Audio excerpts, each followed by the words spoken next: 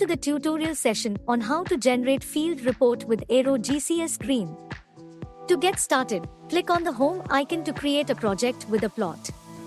After successfully saving the plot, proceed to create a plan by selecting the Create Plan button.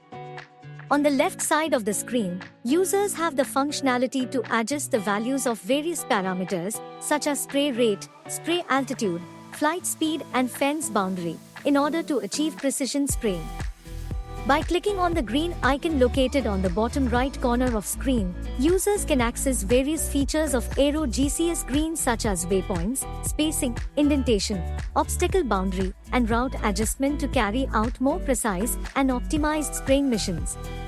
Once parameters are set, you can click Save on the lower right corner of your screen.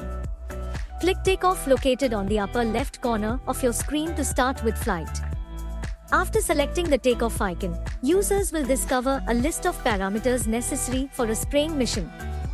AeroGCS GREEN enables users to modify the parameters such as speed, spray rate, altitude, and liquid spray volume in the tank based on their individual requirement. Once values are set, upload the plan and proceed for flying. To start the flight, swipe the indicator to the right.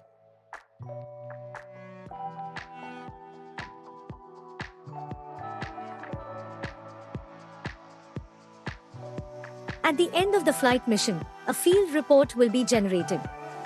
Users can enter customer name, drone ID, spray volume, total amount, and crop type manually.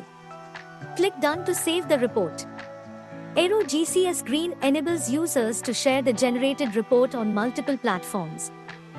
Thank you for watching AeroGCS GREEN tutorial video.